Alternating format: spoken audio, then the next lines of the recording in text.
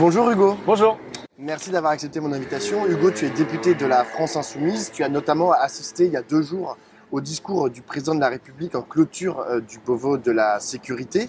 On va revenir sur les propositions qu'il a faites, mais d'abord un mot sur la maxime reprise par Emmanuel Macron, et ce n'est pas le seul, que l'on entend souvent à droite et parfois à gauche, et qui voudrait que la sécurité soit la première des libertés. Tu en penses quoi, toi ? J'en pense que déjà c'est une bêtise, puisque la sécurité n'est pas une liberté. On peut dire la sécurité permet l'exercice des libertés, éventuellement, et encore on pourrait avoir des choses à redire, ou la sécurité est un droit, on a droit à la sécurité, et encore on aurait à redire, mais dire que c'est une liberté, non, ça ne fait pas partie, c'est pas la catégorie des libertés. Voilà, il y a la liberté d'expression, il y a la liberté d'aller et venir, il n'y a pas la liberté de sécurité, ça n'existe pas en fait, c'est un non-sens. Et c'est un slogan pour justement faire comprendre que les libertés peuvent être cloisonnées, enserrées dans des besoins de sécurité, en tout cas des objectifs de sécurité. Et on voit bien comment finalement, avec cette rhétorique, on en vient à la phrase suivante d'Emmanuel Macron dans son discours, où il dit on a d'abord des devoirs. Et le devoir de vigilance, voilà comment tout se tient. Et donc la société de contrôle de chacun, de tous qui surveillent chacun, c'est la société dont précisément on ne veut pas, une société sécuritaire, voire totalitaire, surtout que les moyens technologiques qu'on a à notre disposition aujourd'hui nous permettent d'aller extrêmement loin. Donc la sécurité première des libertés, c'est une connerie, c'est une bêtise. Pire encore, le slogan, ça a été remarqué par les réseaux sociaux, mais on l'avait nous-mêmes fait remarquer parce que Castaner l'avait déjà dit, avant ça, Manuel Valls l'avait déjà dit, donc d'autres gens de gauche aussi l'ont dit plus récemment comme si c'était logique et banal. Non, ce n'est pas logique et banal. Et en réalité, cette expression a été popularisée par Jean-Marie Le Pen en 76, si je dis pas de bêtises, pendant ses élections législatives, avec l'affiche qui est en plus hallucinante, enfin bref, où il a sa nièce sa petite fille dans les bras. Donc sécurité première des libertés. Dès que vous entendez ça, sachez que c'est tout à fait de droite réactionnaire, de droite dure, et que ça prépare souvent le pire et non pas le meilleur. Alors Emmanuel Macron a fait plusieurs annonces. Il a notamment annoncé un doublement de la présence policière dans la rue et la fin des rappels à la loi. La ligne de son discours était clairement sécuritaire. Qu'est-ce que ça va changer concrètement ? Déjà, ce qui est drôle, c'est que il y a 2 choses dans ces 2 propositions. Le rappel à la loi, la suppression, il l'a dit comme si c'était fait. Extraordinaire. C'est dans le dernier texte Confiance dans l'institution judiciaire, qui est encore en discussion entre l'Assemblée nationale et le Sénat. Et eux-mêmes, quand ils ont supprimé le rappel à la loi, ils avaient dit qu'ils réfléchiraient à mettre autre chose à la place. Ce qu'ils visiblement ne feront pas, puisque le président a annoncé qu'il n'y aura rien à la place. Que c'est soit classement sans suite, pour faire simple, donc on arrête les poursuites, soit on poursuit. Aujourd'hui, beaucoup d'avocats vous diront que le rappel à la loi, c'est dans des cas de figure où le parquet n'a pas vraiment d'éléments contre la personne, mais du coup, plutôt que de rien faire, on fait quelque chose. Et pourquoi on a multiplié les rappels à la loi, parce qu'on l'a pas inventé pour ça, à la base, pourquoi on les a multipliés ? Pour améliorer le taux de réponse pénale, c'est-à-dire les statistiques, concrètement, du parquet, du ministère de la Justice, etc. Donc ce qui est rigolo, c'est qu'ils vont eux-mêmes planter leurs propres statistiques en supprimant le rappel à la loi, mais je mets ça de côté. Mais ce que ça dit, c'est que, en gros, ils ne veulent plus, dans l'échelle des peines, de peines intermédiaires. Et c'était déjà le sens de la loi Justice 2018-2022 de Nicole Belloubet, pour ceux qui s'en souviennent, où elle avait expliqué que on pouvait avoir des aménagements de peine en dessous un reliquat de peine d'1 an. Quand vous avez moins d'1 an de prison, qu'il vous reste aménagement de peine. Par contre, entre 1 an et 2 ans, enfin 1 an et plus, vous devez absolument faire de la peine de prison ferme. Alors que l'état antérieur du droit, c'était quand il vous reste 2 ans ou moins, vous pouvez avoir droit à un aménagement de peine. Ça ne veut pas dire que vous l'aurez forcément, mais ça vous ouvre le droit d'en faire la demande. Et donc, on voit bien comment toute cette logique d'enfermer davantage, d'incarcérer davantage, de réprimer davantage, commence du rappel à la loi et va jusque à la dernière loi Confiance dans l'institution judiciaire, qui prévoit aussi la suppression pure et simple des remises de peine automatiques. On a une logique qui est tout à fait diabolique et avec des injonctions qui sont tout à fait contradictoires. Vous avez le même Macron qui vous dit on enferme trop les gens en prison, et le lendemain il vous dit ça suffit, les rappels à la loi, il faut des poursuites fermes, et si quelqu'un a fait une bêtise, il doit aller en prison. Il faut savoir quoi, on peut pas faire les 2 en même temps. Ça peut être aussi des abandons de poursuite.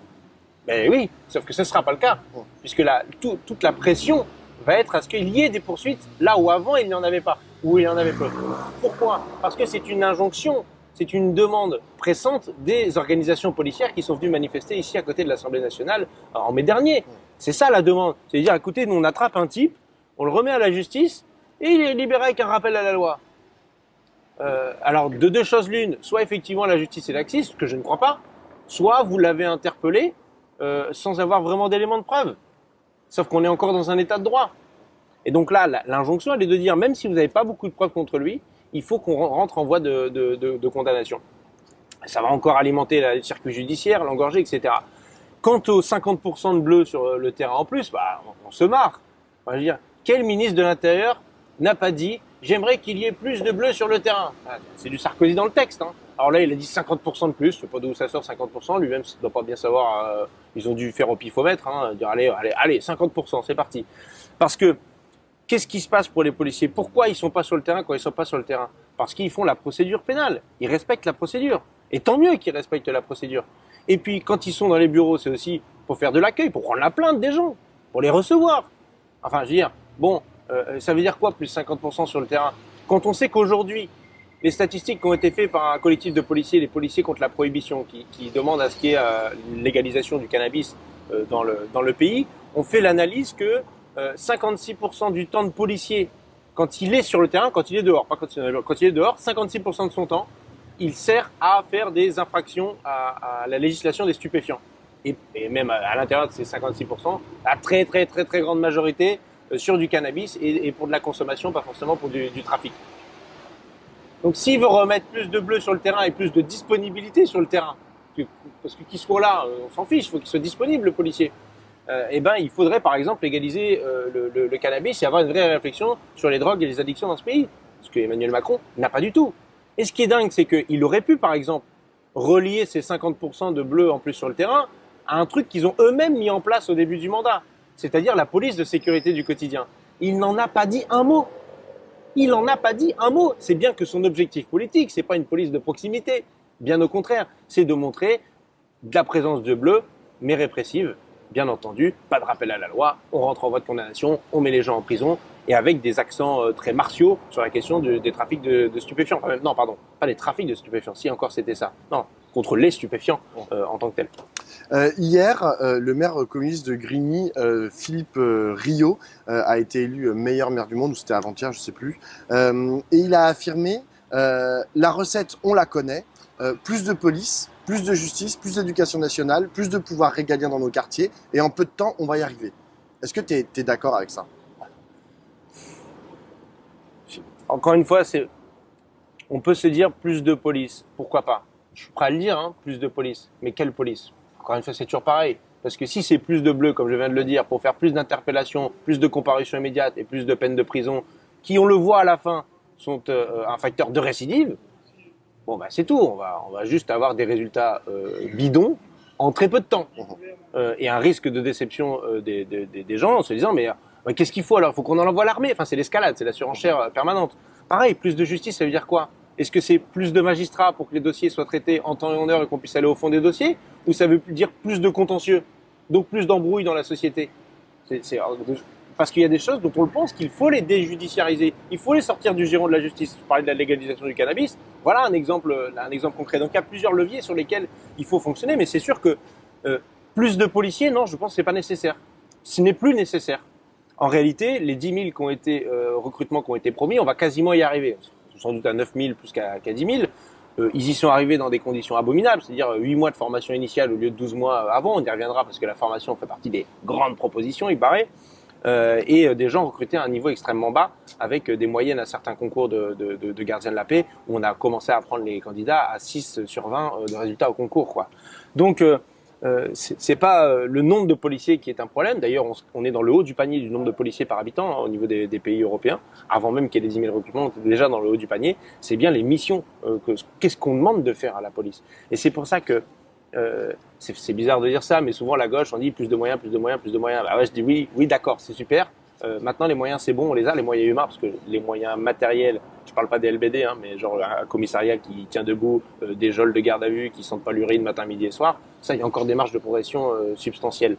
Et donc juste faire des phrases qui sont des lieux communs, dire, il faut plus de police, plus de justice, plus d'éducation, on va y arriver. C'est ça qui fait qu'à la fin on est peut-être plus si crédible que ça à gauche et qu'il faut aller un petit peu plus loin. Qu'est-ce qu'on veut comme police? Moi, je veux une police de proximité. Comment on l'organise? Ça veut dire qu'on propose que les policiers municipaux, nous, ce qu'on propose, que ce soit intégré à la police nationale pour qu'on ait une police nationale de proximité. avec des effectifs qui soient sous l'autorité du maire quand ils sont affectés dans une ville ou dans un quartier, et sous l'autorité du préfet en même temps, sous la double autorité, maire-préfet. Mais que ce soit bien tous des policiers nationaux, qu'on arrête l'hypocrisie finalement de la police municipale peut pas intervenir, il faut appeler la police nationale, qui n'est pas là parce qu'elle dit débrouillez-vous avec votre police municipale, enfin toutes ces embrouilles-là. Et si on est capable de faire ces grands changements, alors il y aura des résultats. C'est pourquoi rajouter des effectifs, une police de sécurité du quotidien, en plus de tout le reste, ça marche pas non plus. Quand on dit ça, nous on dit qu'en même temps, il faut démanteler les bacs.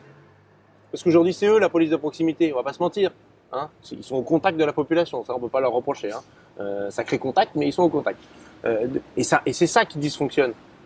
Ils ont eux-mêmes incorporé, et c'est ça qui est dingue, et j'espère que les élus qui se revendiquent de la gauche ne vont pas tomber dans ce piège aussi, ils se revendiquent sur le trafic de stupéfiants d'avoir une doctrine de harcèlement des points de deal. Jusqu'à présent, le mot harcèlement des points de deal, c'était ce que décrivaient les sociologues dans leurs analyses du mode de fonctionnement de la BAC et de la police de projection mise en place par Sarkozy quand il a supprimé la police de proximité. Et donc c'était pour la décrier quand on disait que c'était du harcèlement. Sous-entendu, ok, vous le harcelez, mais en fait ça ne change rien au business, ça ne change rien à la consommation dans le pays, voilà, vous mettez juste des gens en prison, etc. Et en fait, en réalité, ils en ont fait eux-mêmes un terme qu'ils utilisent. Puisque j'ai assisté à une présentation des nouveaux effectifs de la police à Lille il y a 3 jours, et où le commissaire divisionnaire sur place me dit oui, nous avons une stratégie offensive de harcèlement des points de deal. Et on s'en félicite. C'est ça la stratégie, les gars? C'est pas possible. Je dis les gars parce qu'il y avait quasiment pas de femmes, hein. Mais c'est pas possible. Et donc, j'adjure qu'on comprenne que s'il n'y a pas un changement profond de la doctrine, de ce qu'on demande de faire aux policiers, vous aurez beau mettre des moyens supplémentaires, vous aurez les mêmes problèmes en plus grand. Il y a les mêmes problèmes aussi de discrimination, de contrôle aux faciès, etc. Et ça va, c'est suffisamment documenté aujourd'hui pour qu'on en prenne conscience. Alors justement, en parlant de ça, il a aussi fait une autre annonce, Emmanuel Macron, c'est la création d'une instance parlementaire de contrôle des forces de l'ordre. J'avoue que j'ai pas très bien compris quels étaient les contours en fait de cette instance parlementaire de contrôle. Est-ce que toi, tu as compris de quoi il en retournait exactement? Non, parce qu'il n'est pas rentré dans le détail, donc c'est incompréhensible. Il a juste dit 2 mots. Il a dit il faut un contrôle externe et indépendant. Et il nous dit donc du coup j'ai proposé un contrôle parlementaire.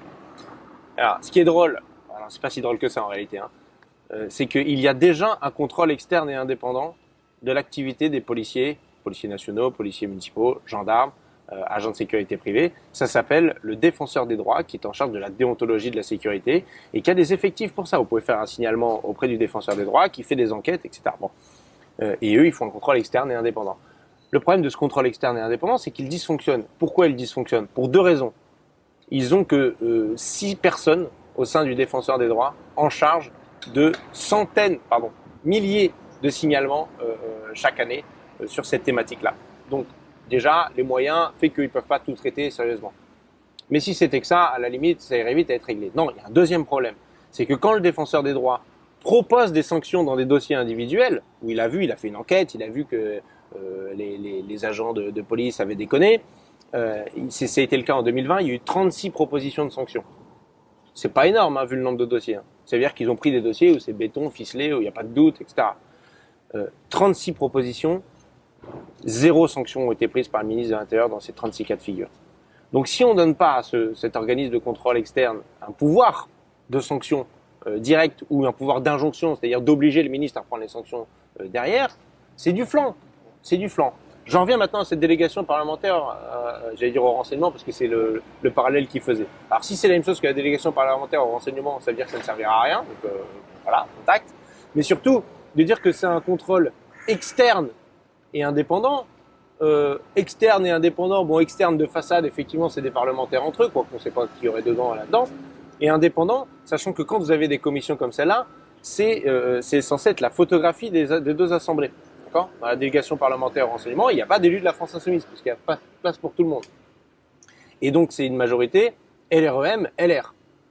Vous les voyez, les LR et les LREM, remettre en cause la déontologie de la police dans des affaires individuelles, etc. Eux qui couvrent déjà tout à l'heure actuelle, c'est une blague. Il n'y a aucune indépendance de tout ça. Donc on voit bien que c'est là un objet de communication politique pour faire parler, pour dire qu'on a fait quelque chose. D'ailleurs, Darmanin ne s'en est pas trompé.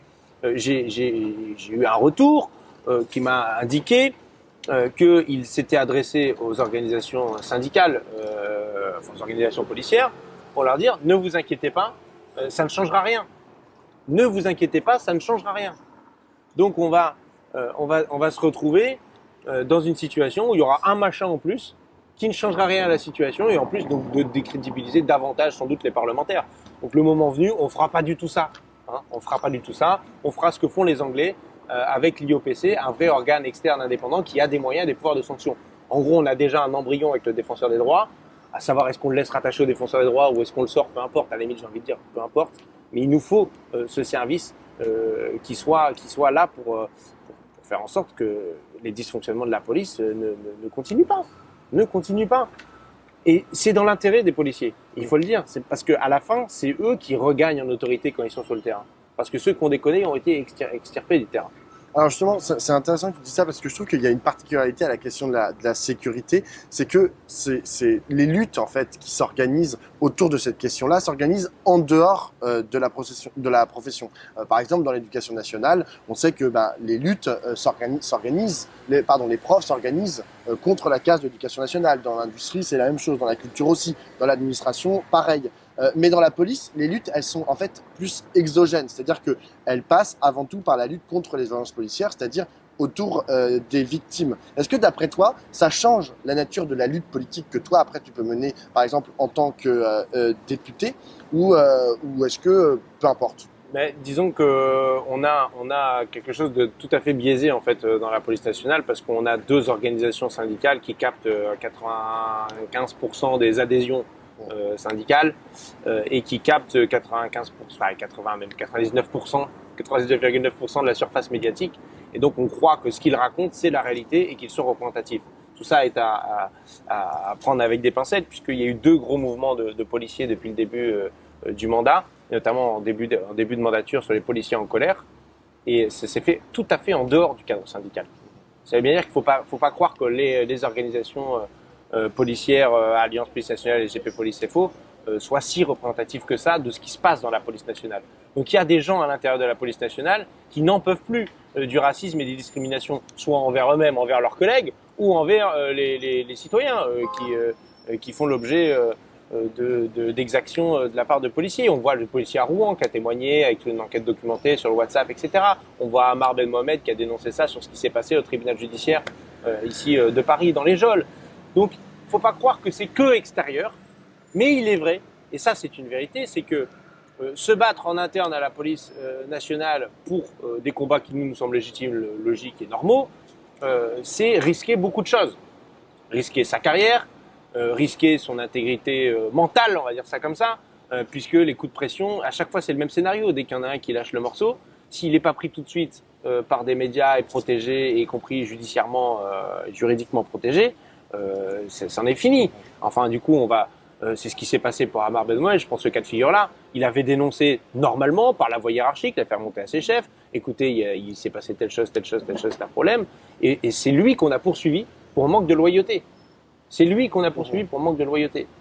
Donc, on a des points d'appui dans la police. On a quelques petits syndicats qui sont pas du tout représentatifs parce qu'effectivement, l'administration n'a aucun intérêt à ce qu'ils soient représentatifs. Donc, n'ont aucun poids dans les discussions salariales, dans les mutations, etc. Donc ça les démonétise immédiatement. Mais je pense notamment à Sud Intérieur, à la CGT Intérieur, à une partie du travail de ce qu'a fait Vigie et quelques autres organisations.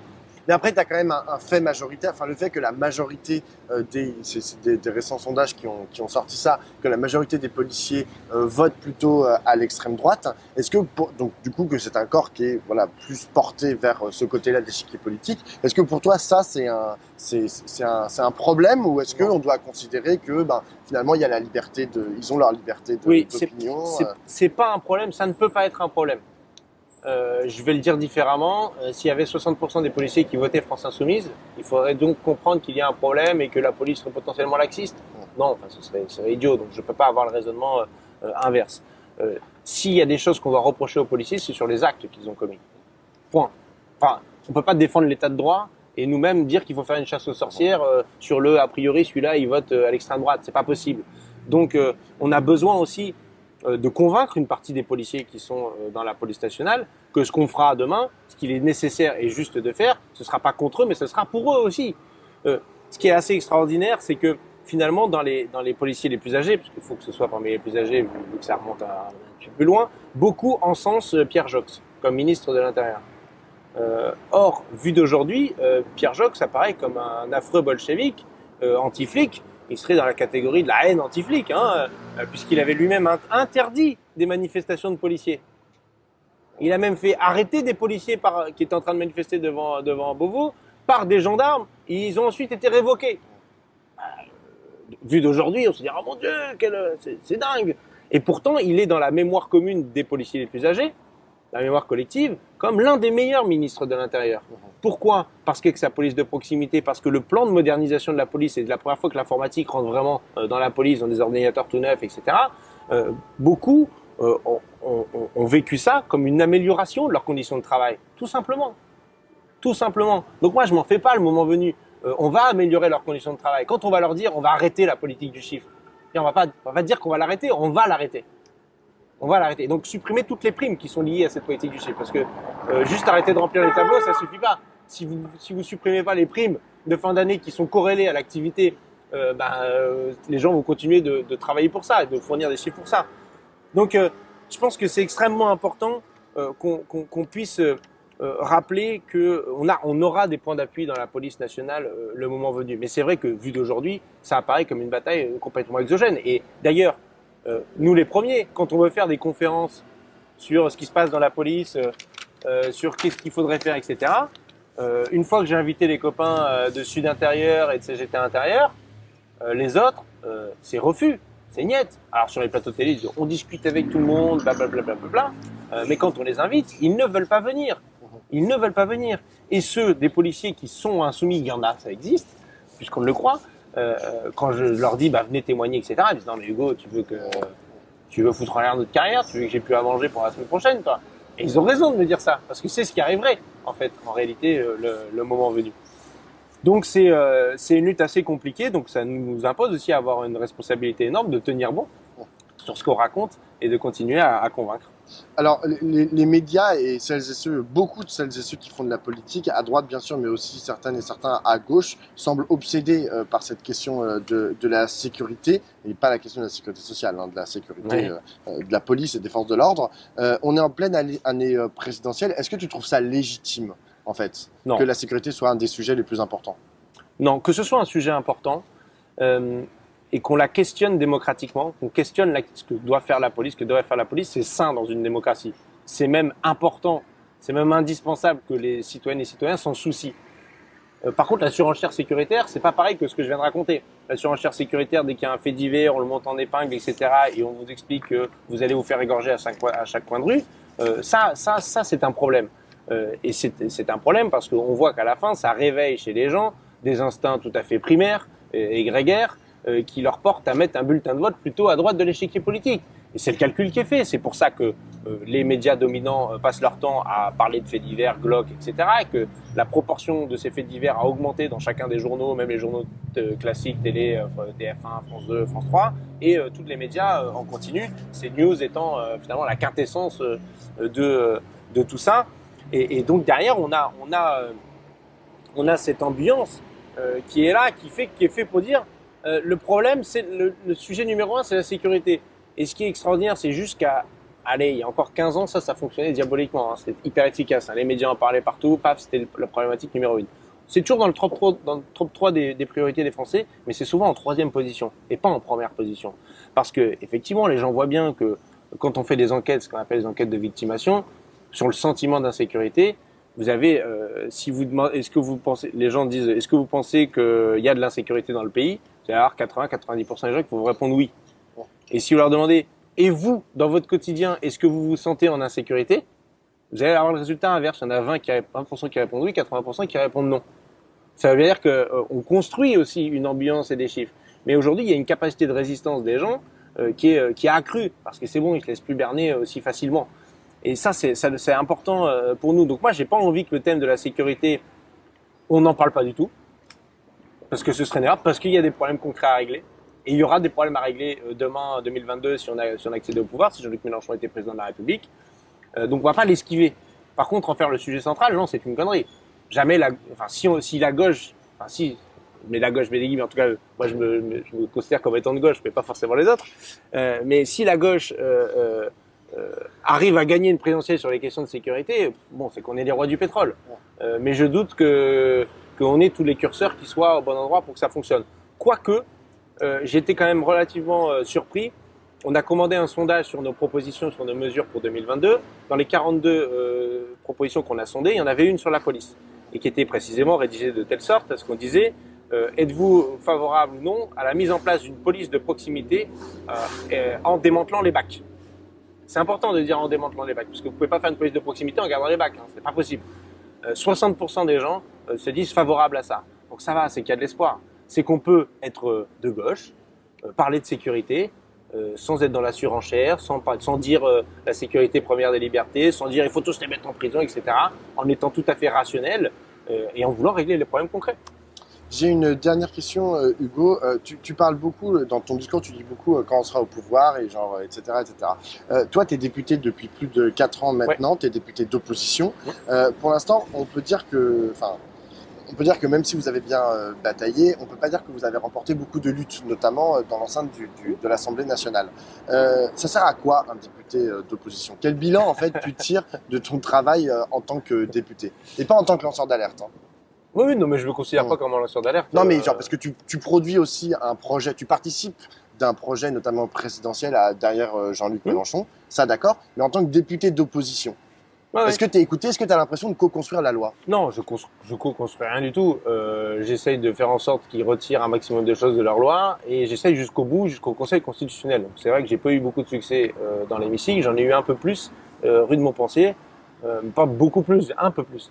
Les censures de la loi sécurité globale, si on bataille pas dans l'hémicycle, si on fournit pas les argumentaires de fond, y compris en droit constitutionnel, et si on fait pas le recours jusqu'au bout, ça s'applique.